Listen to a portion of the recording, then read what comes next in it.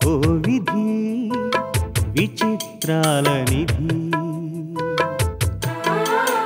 ఓ విధి విచిత్రాల నిధి, వింత కథల సారథి, ఆశ నిరాశల వారధి, నిరంకుశ నిర్ణయాల నిర్దయవానిధి, ఓ విధి విచిత్రాల నిధి, ఓ విధి విచిత్రాల నిధి.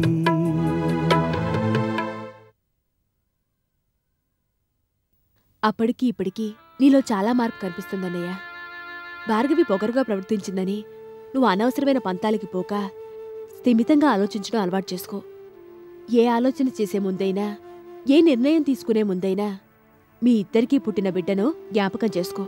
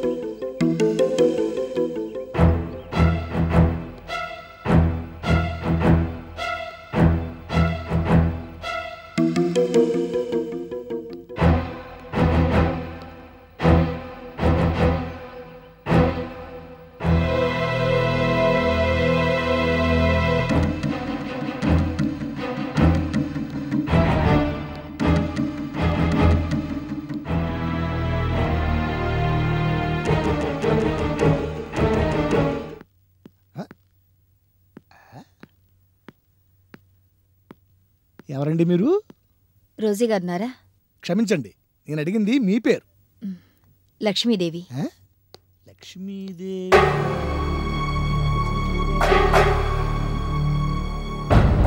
లక్ష్మీదేవి గారంటే దీపక్ తల్లిని. అయ్యో క్షమించండి అమ్మా, మీరెవరో తెలియక. పర్వాలేదు. రోజీ గారున్నారా? ఉన్నారమ్మా, మీరు కూర్చోండి.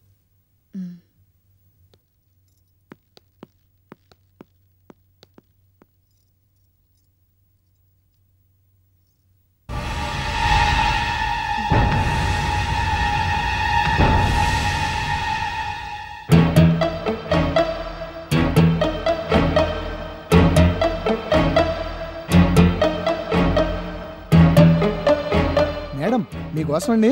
తెలుసు, లక్ష్మీదేవి అనే చిల్లర మనిషి వచ్చింది. వెయిట్ చేయమని చెప్పు. అలాగే మేడం. మేజర్, నేను మళ్ళీ నిన్ను పిలిచి చెప్పే వరకు ఆమె అలాగే వెయిట్ చేయాలి. ఇది ఎక్కడ గొడవరా బాబు? వింటున్నావా? వింటున్నా. టీ చల్లారిపోయింది, తీసుకెళ్ళి ఆమెకివ్వు. ఆమె నిన్ను అడిగినప్పుడల్లా టీ ఇస్తూ ఉండు. అలాగే మేడం.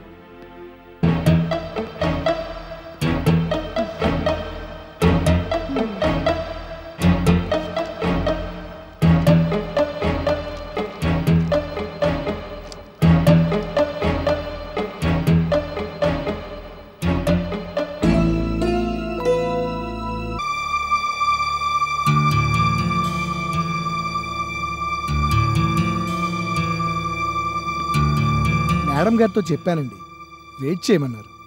అలాగా? టీ తీసుకోండి. No thanks.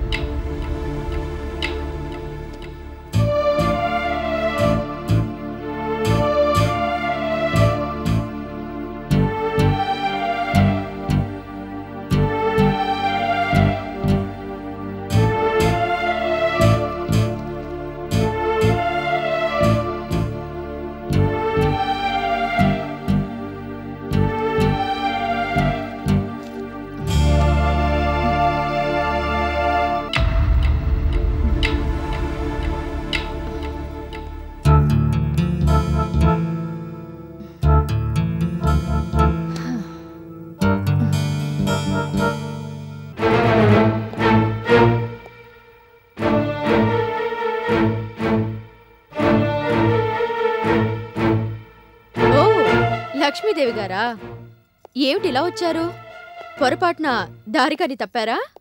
లేదు రోజీ గారు, తప్పుదారిలో నడిపిస్తున్న వాళ్లతో మాట్లాడడానికి వచ్చాను. బిజినెస్లో నాతో పోటీ పడలేక కాళ్లబేరానికి వచ్చావనుకుంటాను. అసలే చదువు సంస్కారం లేని దానివి. వంశపారంపర్యంగా వచ్చే బిజినెస్ చేసుకోక నాతో పోటీ పడ్డం ఎందుకు? ఇలా కాళ్లబేరానికి రావడం ఎందుకు? రోజీ గారు, నేను దీపక్ గురించి మాట్లాడడానికి వచ్చాను. పాపం దీపక్, అతన్ని చూస్తేనే జాలేస్తుంది. నువ్వు పెంచబట్టారా తయారయ్యాడు గాని అదే కన్నతల్లి బతుకుంటే అతని జీవితం అలా తయారై ఉండేదా? అభం శుభం ఎరుగని పసివాళ్ళని మీ అహంకారానికి బలి చేస్తున్నారు. భార్గవి, దీపక్ విడివిడిగా ఉండేంతవరకు వచ్చారంటే అందుకు కారణం మీరు. నో, వాళ్ళిద్దరూ అన్యోన్యంగా కాపురం చేసుకోకుండా మధ్యలో సమస్యగా తయారైంది నువ్వు. అర్థం లేకుండా మాట్లాడకండి. Don't talk nonsense. మా ఇంటికొచ్చి మాకే అర్థాలు నేర్పడానికి ట్రై చేస్తావా? అమ్మా భార్గవి, నువ్వు మా ఇంటి కోడలేవమ్మా. నీ జీవితం మీద నీ తల్లి పెత్తనం ఏమిటమ్మా? ఏ కొడుకు గాని కొడుకు మీద నువ్వు పెత్తనం చెలాయించగలేంది? కన్న కూతురి కాపురంలో మా మమ్మీ జోక్యం చేసుకుంటే తప్ప? నీకు నువ్వుగా ఆలోచించమ్మా భార్గవి. ఇది నీ జీవితం, నీ కాపురం. మీలాంటి వాళ్ళకన్నా మాలాంటి వాళ్ళ కాపురాలు బాగానే ఉంటాయి. బాగానే ఉంటే నువ్వు దీపక్ వేరువేరుగా ఎందుకుంటున్నారు?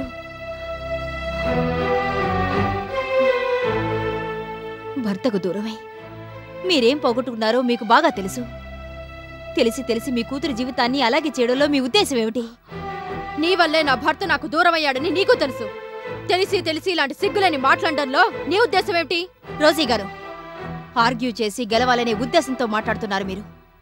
భార్యాభర్తల మధ్య పరుపచ్చాలు ఎందుకొచ్చాయో తెలుసుకొని వాటిని సరిచేయాల్సింది పోయి ఇలా మాట్లాడడానికి మీకు సిగ్గనిపించడం లేదు? సిగ్గులేని వాళ్లతో మాట్లాడడానికి సిగ్గుదేనికట? అసలు దీపక్ మీద, దీపక్ ఆస్తి మీద నీ పెత్తనం ఏమిటి? పరుగుల వాళ్ళ ఇళ్లలో నీలాంటి పని మనుషుల కమాండింగ్ ఏమిటట? ఆస్తంతా దీపక్కి రాసిచ్చేసి నువ్వెక్కడి నుంచి వచ్చావో అక్కడికే వెళ్ళు.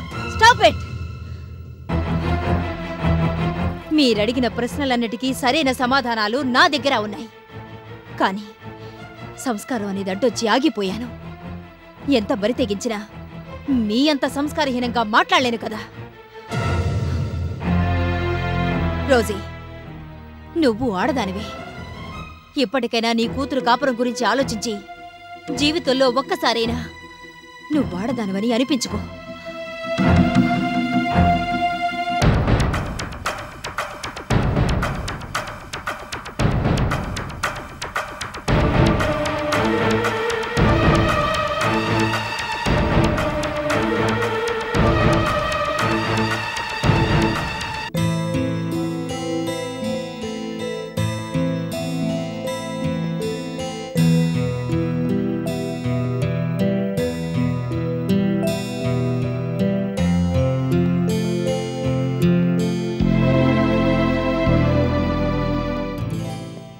ఆఫీస్ నుంచి 2 సార్లు ఫోన్ వచ్చిందమ్మా.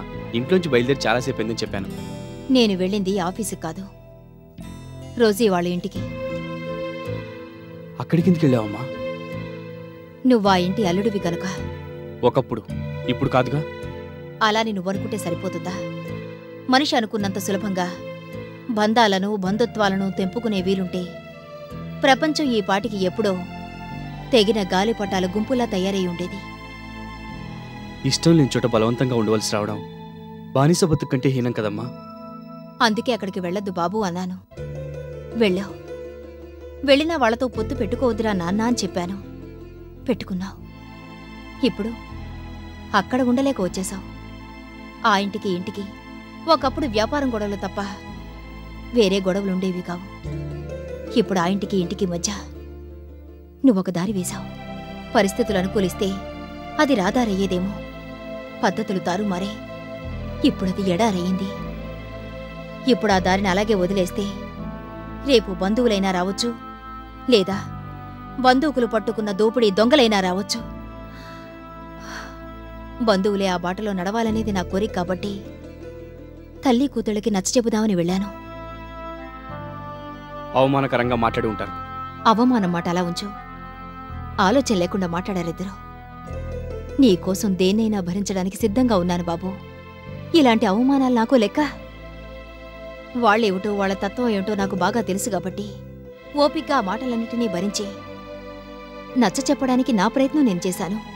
ముత్యపు చిప్పలో ఒక్క చినుకు పడినా ముత్యం అవుతుంది కానీ బండరాళ్ల మీద కుండపోతగా వాన కురిసినా ప్రయోజనం ఏముంటుందమ్మా? అలా అనుకుని వదిలేసుకోవడానికి అవతల ఉన్నది పరాయి వాళ్ళు కాదు, నీ భార్య, నీ బిడ్డ. వినోద్ పసివాడని, వాడికి ఈ వయసులో తల్లి లాలన కావాలని నువ్వు అన్నావు చూడమ్మా. వాడికే కాదు, ఈ పసివాడికి కూడా అదే లాలన పాలన కావాలి. ఇప్పుడు నీ గురించి తప్ప వేరే ఎవరి గురించి ఆలోచించే స్థితిలో లేనని నువ్వు అర్థం చేసుకో. నా ప్రమేయంతో నా జీవితంలో దొల్లిపోయిన కొన్ని ఇన్సిడెంట్స్ నుంచి నాకు కొంత రిలీఫ్ కావాలి. సరే బాబు. అనుకున్న విధంగానే, నువ్వు కోరుకున్న విధంగానే అమెరికన్ కొలాబరేషన్ గురించి ట్రై చేస్తున్నాను. కాకపోతే కొంచెం ఆలస్యమైంది అంతే. పోలే బాబు. ఊరికే ఎలా పోనిస్తానమ్మా? రోజుకి 48 గంటలు చేసి నేను పోగొట్టుకున్న సమయాన్ని తిరిగి పొందే ప్రయత్నం చేస్తాను.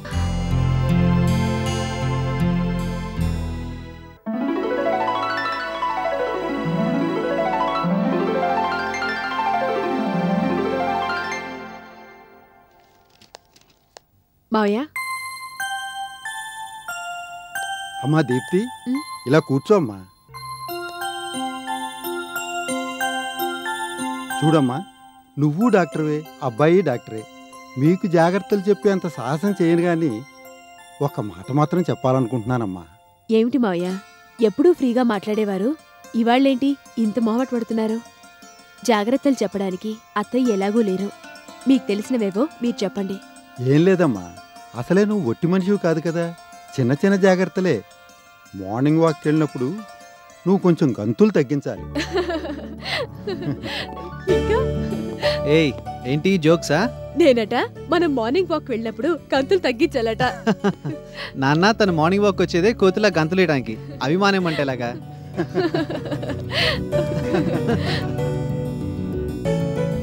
రా చెల్లాయ్, కరెక్ట్ టైంకి వచ్చావు. రామ్మా. జాగ్రత్త. అప్పుడనగా ఫోన్ చేస్తే ఇప్పుడా రావడం? ఆఫీసులో కొంచెం పని ఎక్కువగా ఉండిపోయిందమ్మా. నీకోసం ఎంతసేపటి నుంచి వెయిట్ చేస్తున్నానో తెలుసా? ఏమీ లేదత్తయ్య, అప్పటి నుంచి మామ కోడలు ఇద్దరూ కలిసి కబుర్లు జోక్స్ చెప్పుకుంటున్నారు. అబ్బా, అమ్మ దగ్గర ఒక్క అబద్ధం కూడా ఆడనివ్వవేంటి? అబద్ధాలు ఆడితే ఆడపిల్లలు, నో మగపిల్లలు పుడతారు. అమ్మా లక్ష్మి, దీప్తికి సీమంతం ఎప్పుడని అందరూ అడుగుతున్నారు.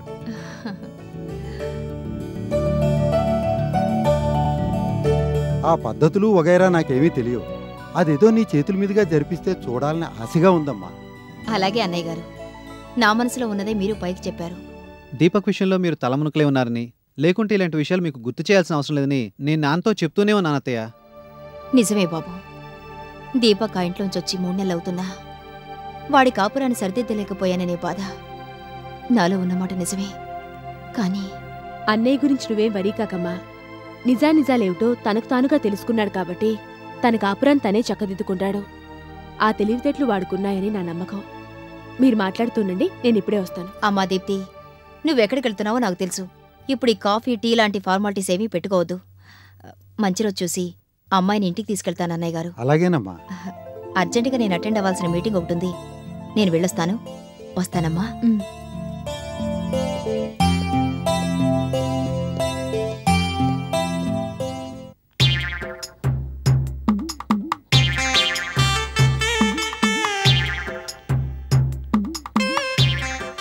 ఏమిటలా చూస్తున్నారు మిసెస్ ఆండాళ్ళు?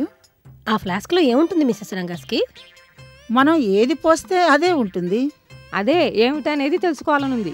మిసెస్ ప్రభావతి, మీరు ఆండాళ్ళు క్లబ్కి, ఈ అట్మాస్ఫియర్కి కొత్తగా అవటంతో ప్రతిదీ మీకు వింతగానే ఉంటుందనుకుంటా.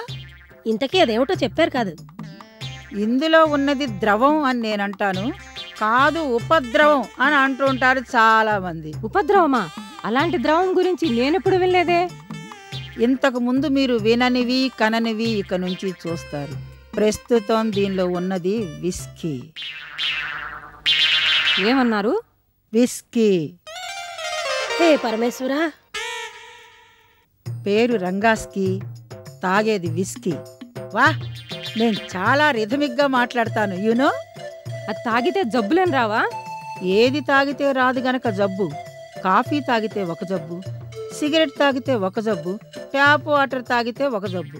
అందుకని నేను అవేవీ తాగకుండా ఇదొక్కటి మాత్రమే తాగుతాను. మాట్లాడి మాట్లాడి స్టామినా అయిపోయింది. హే పరమేశ్వరా, రోజీ గారు ఎప్పుడొస్తారు?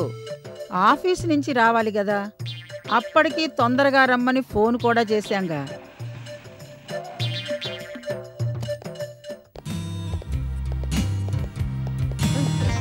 హలో మిస్సెస్ రంగాస్కి. How do you do Mrs Rosie? I'm fine.